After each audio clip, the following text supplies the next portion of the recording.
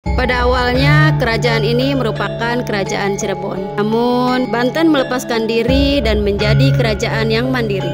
Maulana Hasanuddin, atau lebih dikenal dengan Fatahillah, yang berperan besar dalam mendirikan kerajaan Banten, sebuah wilayah di ujung Pulau Jawa, tepatnya di Provinsi Banten, sekitar tahun 1526, berdirilah sebuah kerajaan Islam. Sultan pertama dari kerajaan Banten adalah Syarif Hidayatullah. Sampai generasi kelima, kerajaan Banten berjalan dengan lancar dan terus berkembang. Kesedihan pun tidak dapat dihindarkan ketika Sultan kelima telah tiada. Namun, setelah kesedihan atas kehilangan seorang pemimpin, hadirlah tokoh baru yang dijadikan panutan bagi penduduk kerajaan Banten, ialah Sultan Ageng Tirtayasa. Puncak kejayaan pun bisa dicapai, tetapi siapa yang bisa menyangka bahwa kejayaan itu akan hilang? Awal kisah saat acara penyerahan kekuasaan dari Sultan kelima kepada Sultan Ageng Tirtayasa langsung pada sore hari. Penobatan pengangkatan Sultan Ageng Tirtayasa berlangsung meriah namun hikmat. Assalamualaikum warahmatullahi wabarakatuh.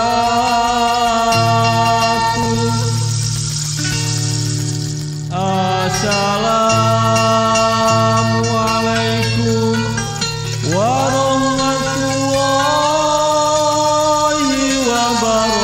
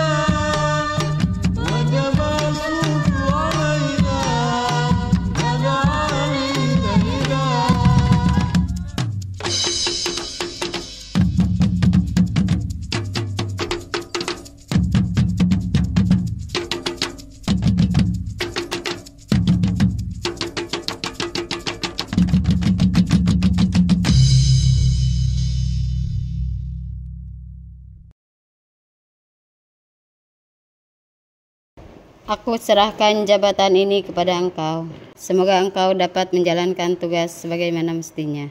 Tindakan Sultan adalah perbuatan yang akan ditiru oleh orang banyak.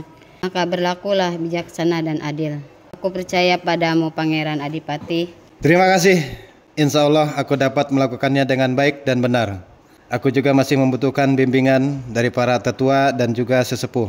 Mohon bantuannya. Selamat Ayahanda, engkau sudah menjadi raja bagi kerajaan Banten ini. Aku sebagai anakmu akan selalu mendukungmu. Terima kasih, aku senang kau datang di hari bersejarah ini.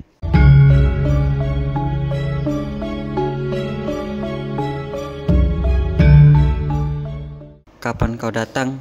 Belum lama.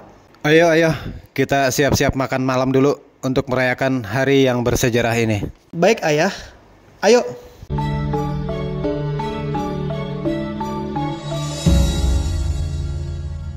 Sudah berbulan-bulan sejak hari penobatan itu, Sultan Ageng melakukan tugas-tugasnya, seperti membuat irigasi, memperhatikan kesejahteraan rakyat, menemukan solusi untuk mengatasi permasalahan sosial, dan tugas lainnya dengan baik. Kerajaan Banten pun berkembang pesat karena kelihayan Sultan Ageng dalam mengelola kerajaan. Dan oleh sebab itu, Belanda mulai datang dan memata-matai keluarga Sultan dan lingkungan kerajaannya. Wilma, benar sekali apa yang dikatakan oleh Jenderal. Banten is a strategis. Tanahnya sangat subur dan akan menguntungkan kita, serta bisa menguasainya. But, kita tidak mungkin langsung menyerang kerajaan Sultan. Value information saja. Kerajaan Banten memiliki raja yang bijaksana dalam mengambil keputusan dan angkatan perang yang sangat kuat. Kita akan memata-matai keluarga Sultan, and then kita harus bisa menghancurkannya. Kamu masih tidak yakin dengan kemampuanku? Oke, darling, I believe in you. Wilma, aku punya ide bagus untuk memulai penyerangan. Bagaimana kalau kita memulai dengan cara halus terlebih dahulu, seperti bernegosiasi? Kita mengiming-imingi si Sultan tua itu dengan keuntungan yang berlimpah. Pasti mereka tergiur. Kau kira Sultan yang kita hadapi ini seseorang yang bisa diperalat dengan mudah? No, it's so hard. Tenang saja, saat ini kan daerah selatan sedang kekurangan pangan. Kita bisa melakukan kerjasama dengan tujuan memenuhi kebutuhan pangan mereka. You are right. Kita lakukan sekarang juga. Setelah itu, Wisep dan istrinya bergegas pergi ke istana Surosoan. Tak lama di perjalanan, tibalah mereka di istana Surosoan dan menemui Sultan. Usir mereka.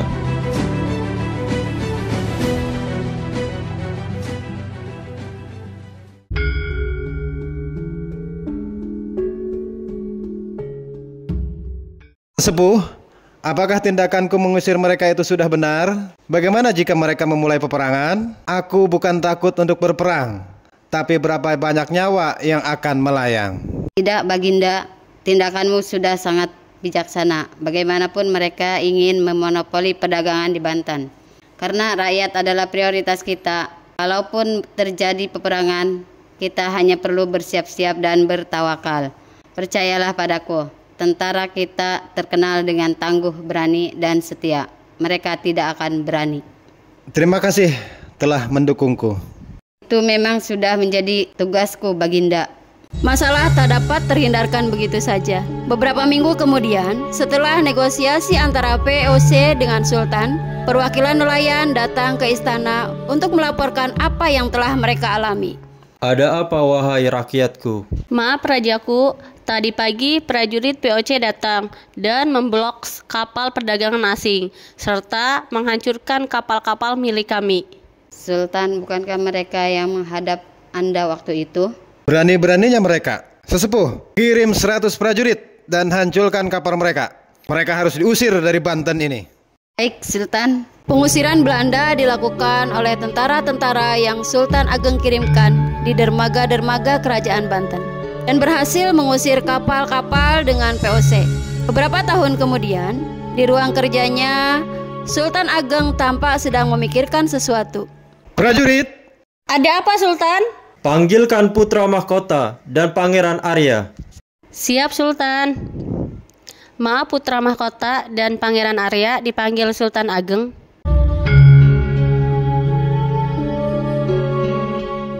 Duduklah. kalian sudah cukup dewasa. Aku ingin kalian membantuku untuk menjalankan pemerintahan dan juga tugas-tugas. Kau, Sultan Haji, selaku putra mahkota, maka aku akan memberikanmu tugas untuk menjaga kesejahteraan rakyat Banten. Tapi ayah, Ayah yakin kamu pasti bisa. baiklah. Akhirnya, Terima kasih ayah, aku akan melakukannya dengan sebaik mungkin. Dan kau, Arya Purbaya, aku ingin kau menjaga kedamaian rakyat Banten serta mengambil alih keamanan di kerajaan Banten ini. baiklah ayah, aku akan melakukan tugas dengan baik.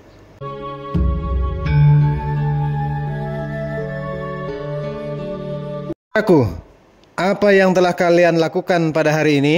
Aku telah membagikan sembako kepada rakyat yang tidak mampu ayah. Bagus. Kalau kau Purbaya, Aku telah menjaga daerah konflik dan mendatanginya langsung. Aku berhasil mengendalikannya ayah. ayah bangga padamu nak. Terima kasih ayah. Setelah makan malam selesai, Sultan Haji berjalan sendirian keluar istana. Ia iri dan merasa kesal kepada Pangeran Arya. Wisep dan istrinya sedari tadi menguping dengan jelas. Sultan Haji, ada apa denganmu? Wajahmu tampak kesal. Siapa kalian? Apakah itu sangat terlihat? Perkenalkan, aku Wilma. Ini suamiku, Wisit. Perkenalkan, aku Sultan Haji, putra mahkota dari Kerajaan Banten. Ya, kami sudah banyak mendengar. Lantas apa yang membuat wajahmu tampak terlihat sangat kesal? Ah, tidak. Aku hanya merasa iri kepada adikku.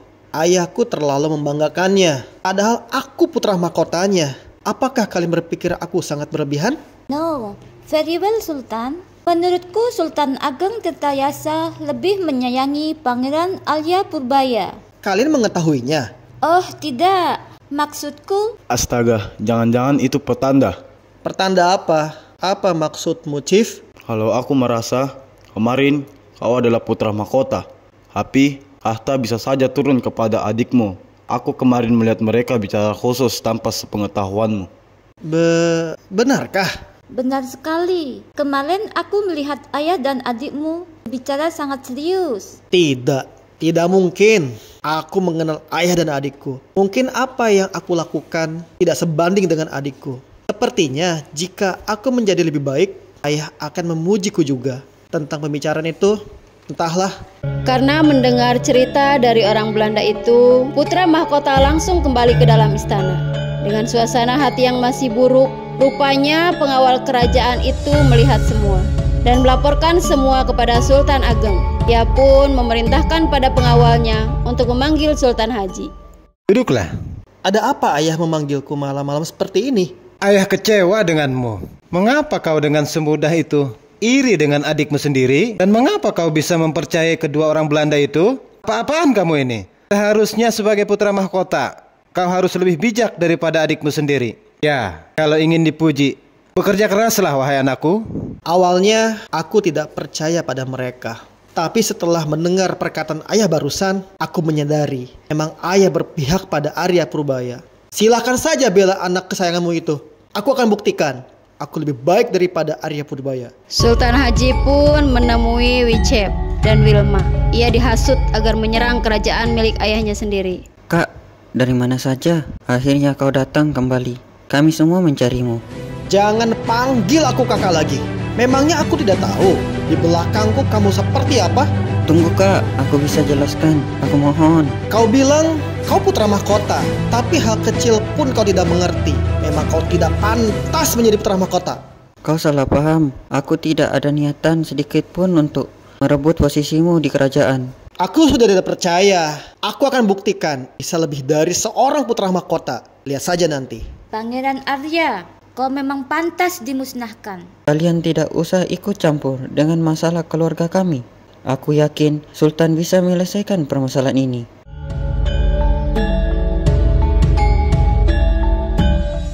Ada apa kalian mencariku? Pergi sana. Memangnya dengan kalian berhasil menghasut putraku Sultan Haji, kalian sudah bisa menduduki kesultanan ini? Kekuasaan tertinggi masih ada di tanganku. Ayah, larilah. Tapi, baiklah, demi rakyatku. Apa-apaan Sultan melakukan itu? Ikan, seorang putra mahkota bukan seperti ini cara membuktikannya. Ayah, minggirlah.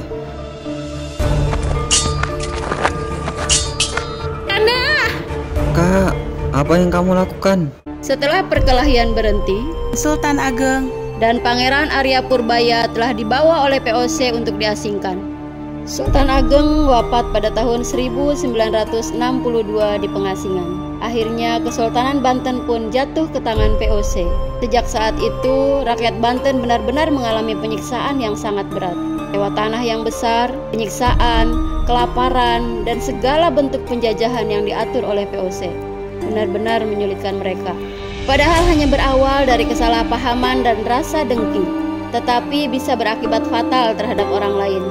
Amanat yang dapat kita ambil dari cerita ini adalah bahwa kita tidak boleh terlalu percaya kepada orang yang baru saja kita kenal, agar tidak ada fitnah dan kesalahpahaman seperti sang putra Gusti Alami. Kita juga harus menghormati serta menyayangi keluarga kita.